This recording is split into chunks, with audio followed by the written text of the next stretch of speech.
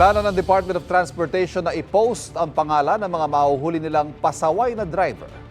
Agree kaya dyan ang mga motorista?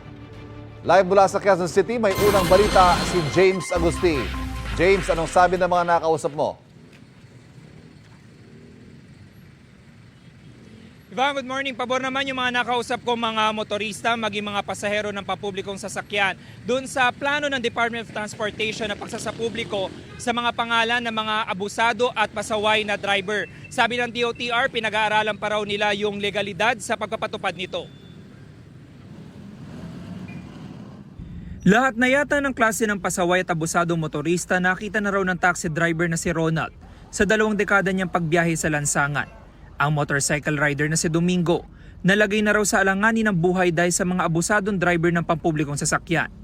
Ang Department of Transportation, pinag-aaralan ng pagsasapubliko ng mga pangalan ng mga abusadong driver, lalo na yung matindi ang paglabag sa batas trapiko.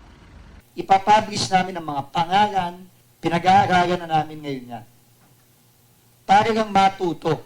Kung di kayo madaga sa kung di kayo matatakot sa kaso, sa multa, baka dito, mahiya kayo. Kung sila Ronald at Domingo ang tatanungin, pabor sila sa balak na ito ng DOTR. Pabor ako para makakatulong na may ayos yung abusado. Para mabawasan natin yun, maayos natin yung mga abusado sa kalsada. Pwede po.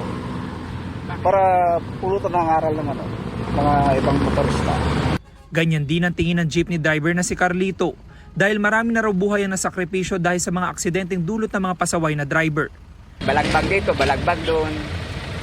At ay makukuha nga hanap buhay yung maganda yan eh. Kasi ako una-una, mga pamilya natin halagaan natin eh.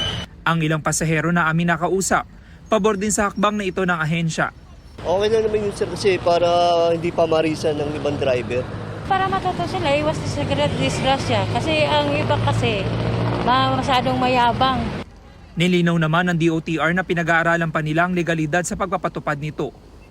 Tingin ko kapag naintindihan ng mga kababayan natin na may consequence ang paglabag sa batas, tingin ko dahan-dahan, titino tayong lahat.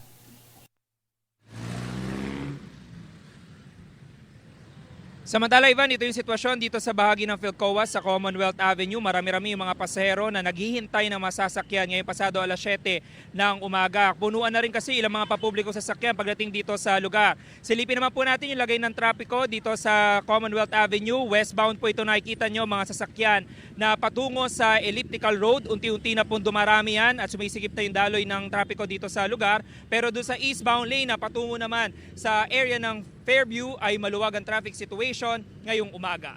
Yan ang unang balita mula rito sa Quezon City. Ako po si James Agustin para sa GMA Integrated News.